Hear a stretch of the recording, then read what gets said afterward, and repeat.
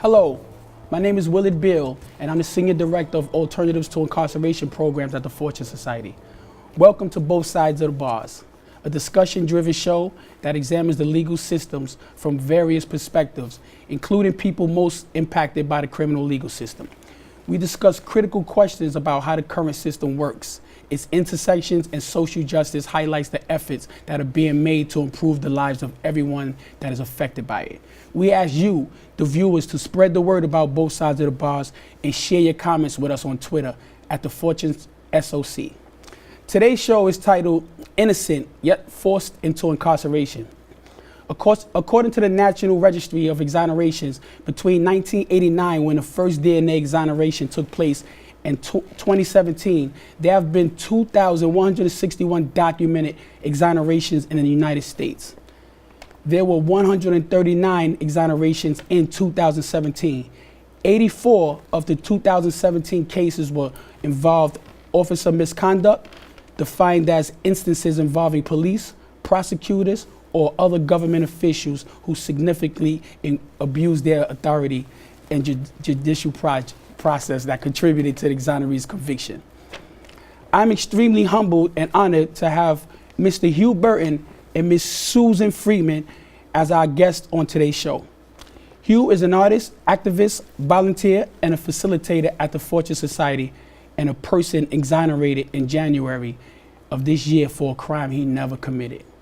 Susan is a staff attorney at the Innocence Project, who litigates post-conviction DNA cases throughout the country.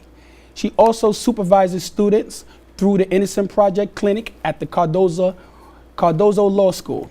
I cannot thank you enough for joining us today. Thank you so much for having me. Thank you for being here today. Thank you. So, Mr. Burton, Yeah. can you just take me, before we get into anything, can you just take me through your day now that you've been home? Yeah. Like the average day for you, what it looks like? Well, the average day for me now is pretty much just training for the marathon, and also being at Fortune, helping out with the music program over there. So that's taken a lot of the time.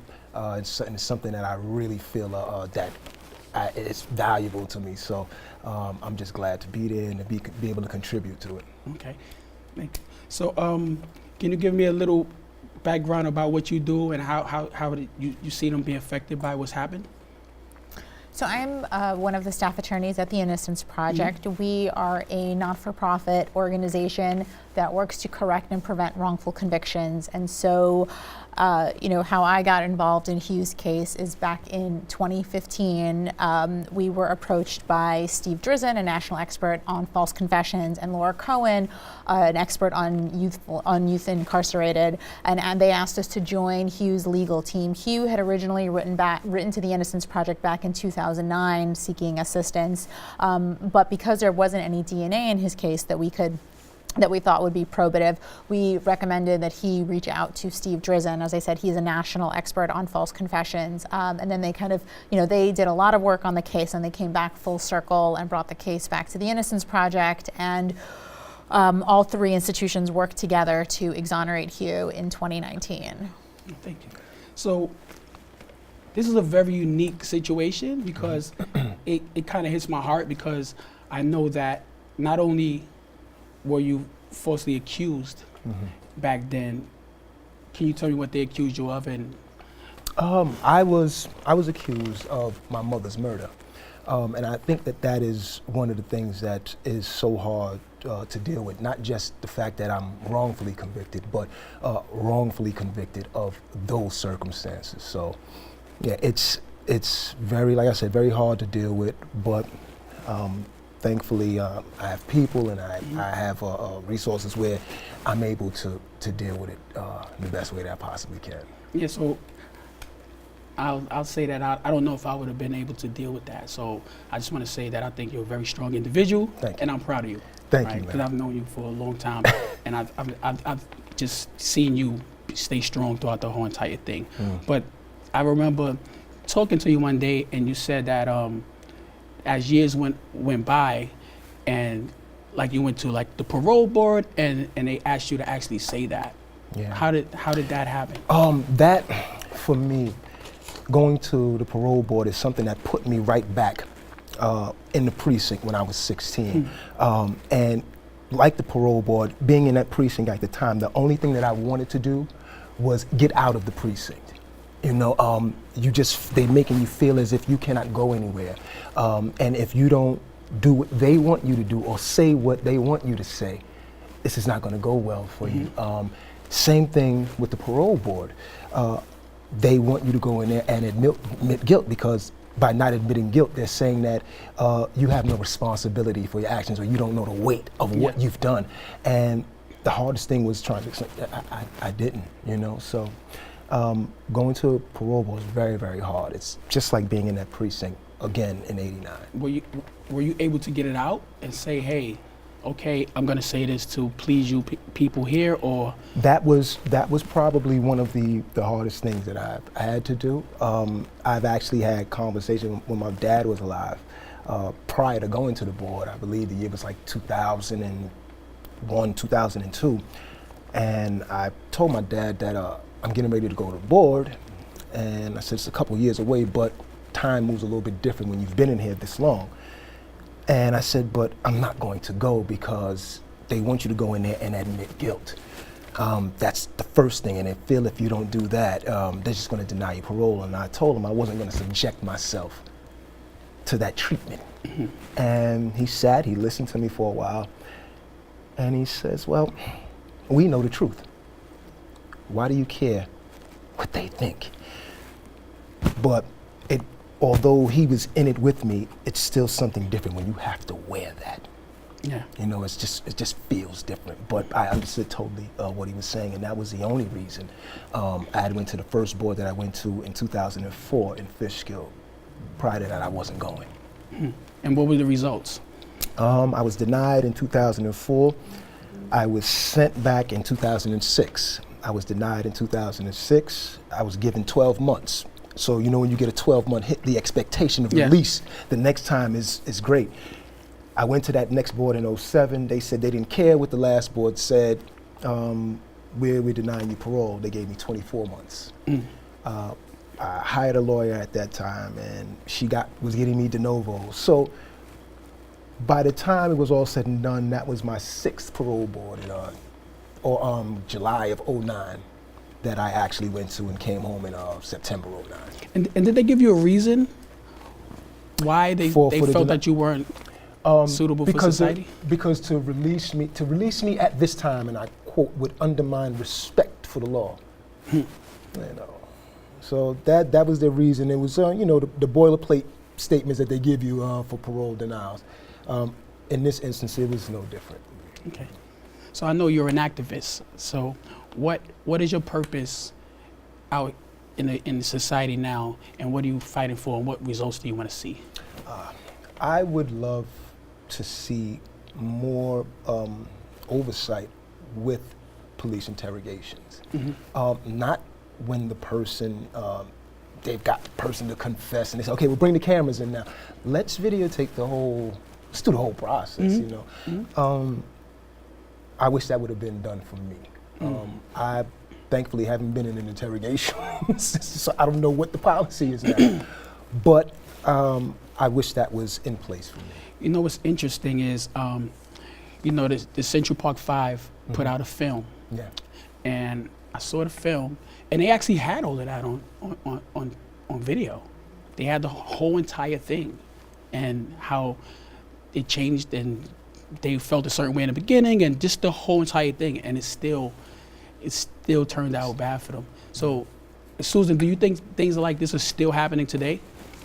So one of the things that the Conviction Integrity Unit found, so we had engaged in a 2-year reinvestigation with the Bronx Conviction Integrity Unit, and one of the findings and the basis for Huwe's exoneration was that they found that the police were using psychologically coercive techniques that induced his false confession.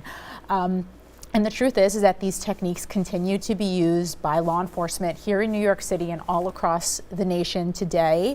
Last year in April, they did pass a law in New York requiring recording of all interrogation, requiring recording of interrogations for, I think it's all violent felonies. But that is, it's a new law on the books, and not every single state has such a law.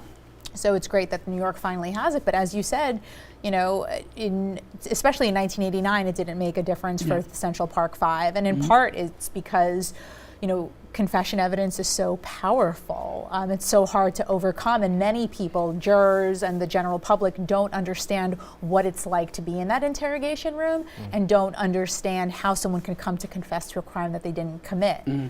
So do you think seeing people exonerated, people being exonerated, people have these stories, Central Park 5 were young, he was young, do you think that society looks at it and it kind of changed a little bit, they changed their mind or their views towards a confession? Yeah, I think in the last few years especially, but over the last couple decades, we've had a ton of research done on police interrogations, and we've learned a lot, and I think that it is getting out into the public and people are learning more about it. But I meet people every single day that are surprised to hear about false confessions and have difficulty believing that they exist. So I think we've come a long way, but we still have a long way to go as well. So Huwe, before this happened, before everything happened, did you have any goals for what you saw your life like, or did you have any special talents you said, this is what I want to be before this happened? Yeah, it's funny, all I wanted to do was music. Even when I was younger, before all of this happened, school was becoming something I was becoming disinterested in. However, music was becoming something that's all I wanted to do all day. And unfortunately, when all of this happened, that was the only thing that I had to carry me through. In terms of busying myself with things, it was just the ability to create music and bring people around me to create music. So what is it about art and music that touches you so much, that it helped you get through, and still to this day you stuck with it? Interesting. I felt for years when I was in there that I was just screaming at the top of my lungs that I was innocent, but nobody was listening. I found that music was a way that I can get people to listen. And sometimes that's all you really want people to just listen. So in making music, you get people they gravitate to you, and they want to talk to you, they want to find out what's going on with you, and especially if you're able to put some of your pain and your frustration inside your music. I felt that people heard me that way, so that was the medium that I needed. So a lot of artists say, it helped me. I was able to express, I was able to let it out. Do you have any special songs that you ever written and said, this is about this and I'm never gonna probably let anyone hear this? I did. I remember writing songs about the whole ordeal, what I was feeling and things like that, but it was, nobody ever heard it. It was something you just write and you just put it down, you just put it on the side. So it's interesting that you say that, So do you think you will ever let anyone in your life get that close to you to say, I want you to hear this? This is a part of me I've never gave to anyone. I'm getting to the point now, because I'm like really, really full on back doing music the way that I've always wanted to.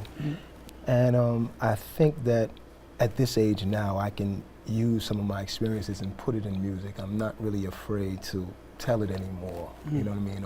And I think that people need to hear it, so we'll see what happens. Okay. Yeah. So you've been working at the Fortune Society recently. How about that, right? So, so you've been working with the young adults and a lot of people who have dreams and goals of being musicians and artists. So how does that make you feel seeing the young people strive towards that at this stage? What's so interesting is that I looked at all those kids that were in there, and I saw us in the different music rooms when we were growing up inside there. And I'm looking like, what if we had a lot of this stuff at our disposal, you know, that we could do different things. It would have been something different. What if we would have had someone there who had the ability to teach us how to use this stuff? So when I walked in there, when I first got there, I was like, this is what I want to do. This is where I need to be.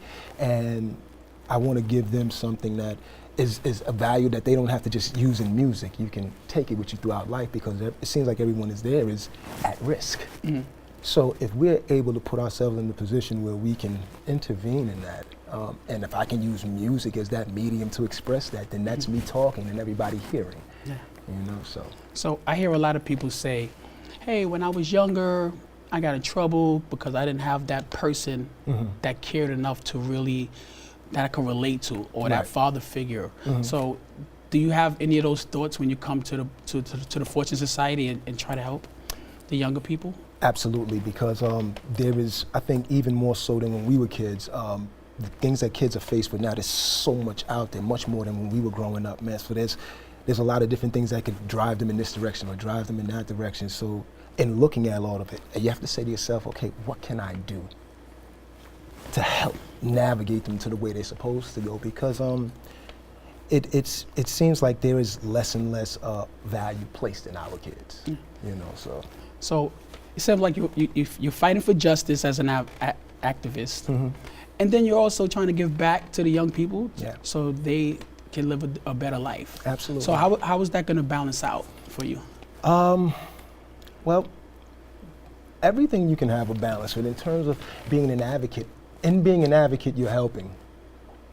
So in being an advocate for justice and things like that, I would use my story to tell a lot of them that, yo, listen, through music, you know, everybody is not in jail guilty of a crime. You don't have to have done something to find yourself in there. So I think if people have that to draw from, you're able to say, like, yo, it can happen. I don't have to be out here doing anything in the street. When I was younger, when I was their age, the only thing I wanted to do was just, you know, go to my little parties and stuff like that. And I realized that this happened to me. So if it happened to me, it can really, really happen to anybody. And these kids now have so much more things that they have to look out for than when we were younger. So, yeah. So if you had to tell some of the young people some advice or something that you experienced that you don't want them to go through during your incarceration, what would it be? Learn your rights. Learn your rights, man. If you do not understand your rights, you will be in a very, very bad position in life. So. That was great. Do you have anything else you would like to share? Any one of you? Anything else you would like to add or share during this episode? Those who may find themselves, or those who have family members who are in the same position that I'm in, please tell your loved ones, if you know that your loved ones are innocent and they're trying to fight, stand with them. Fight with them. Don't let them make that journey by themselves.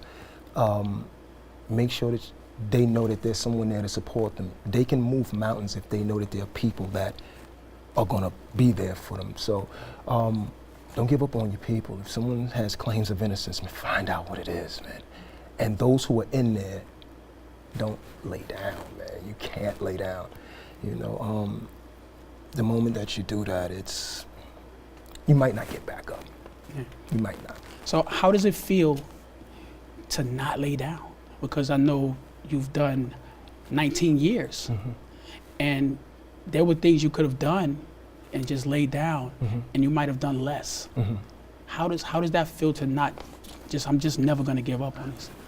That's one of the things that feels great, to not give up. But I think for me, not giving up was knowing what I was fighting for. I'm there fighting for my mom, and trying to hold it down for my father, because he's a wreck and he's trying to hold it down for me and things like that. But that's what not laying down is like, So you knew you were innocent. Yeah.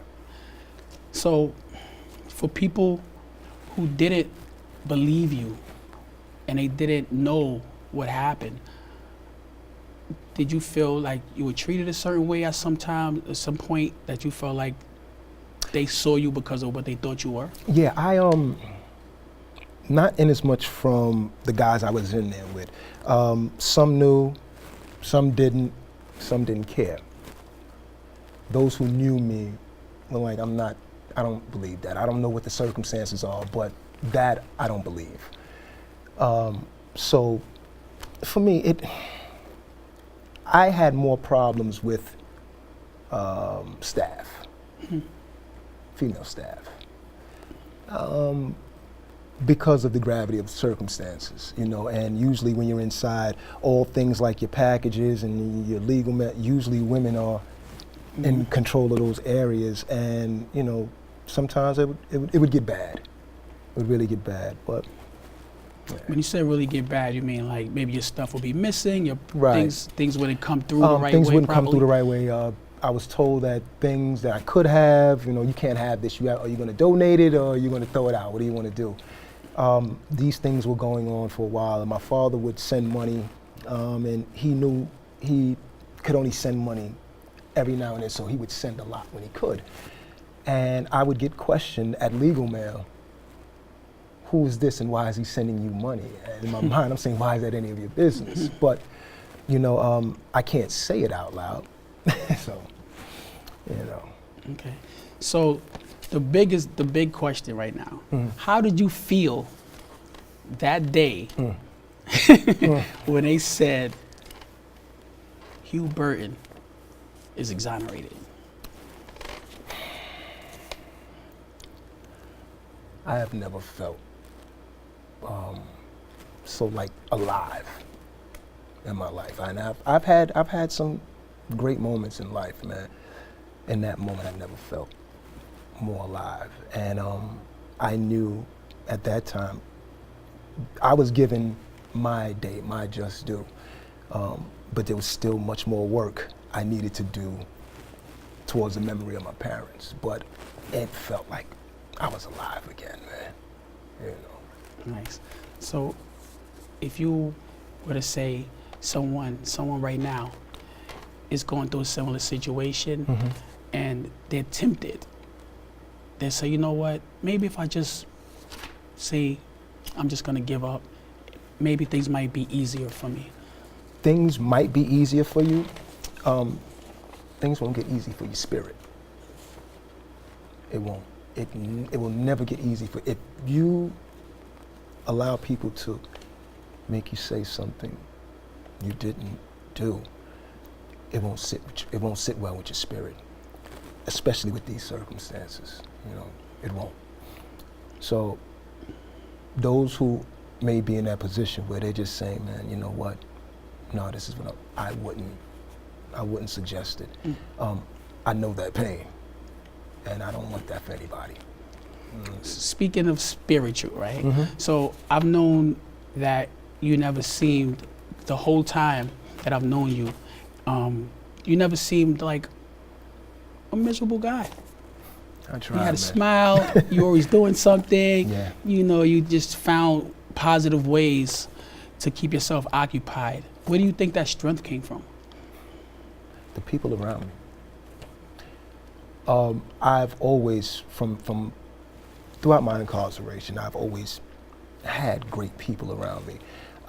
And my dad, that guy, I mean, when you talk about going above and beyond, you don't see human beings do that, man, for other people, not in this day and age. And he just went so hard, man, not knowing what the outcome was gonna be, but knowing what we wanted.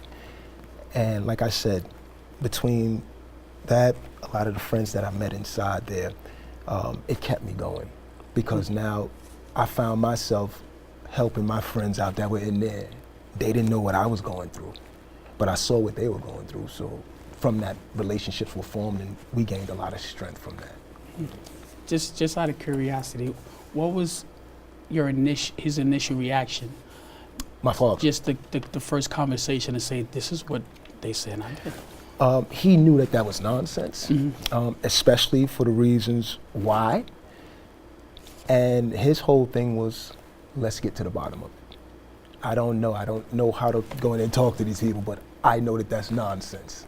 Let's get to the bottom of it. So do we think that all of the people who are fighting for this cause, has there been any progress so far? Susan, do you think? Yeah, I mean, like, certainly we've, the Innocence Project was founded in 1992, and I think back then the idea that someone who's innocent would be incarcerated was just beyond, comprehension. Like, no one believed it. And certainly now, over 25 years later, we've learned so much. We've learned about the contributing factors to wrongful convictions, including false confessions, eyewitness misidentification, bad science, bad forensics, government misconduct. So we've learned a lot. We also have passed, DNA statutes in all 50 states. We have a ton of initiatives that are ongoing in all 50 states. If you want to learn more about our policy work and the things that we're doing to prevent wrongful convictions, you can go to the Innocence Project website. So yeah, we've learned a lot. We've come a long way, but as I said before, we still have a lot more work to do. Yeah. So that type of work is appreciated because it's just so necessary for someone to say we're going to stand up to this and we're going to not let this happen. And what do you hope the end result will be? That we don't need. That we won't. It'll get to a day where we won't have to need people to say, "Well, we're fighting for wrongful convictions," because we don't have it. Yeah. Hopefully, we're put out of business. Right. That's hopefully the we're objective. put out of business. That is the objective. That would be great. So your goal is to put yourself out of business. Thank you. That was great. That would be great. Yeah, I would be really happy. That's a great way to look at it. So just thinking back and looking at everything and seeing how you fought through all of this, all of the hardships you had. What do you think was the biggest thing you had to fight through? Just wrestling with everything inside me, knowing that they made me say I did something I didn't do. That was one of the hardest fights. To stop beating yourself up. Listen, man. Thank you, man. Welcome, man.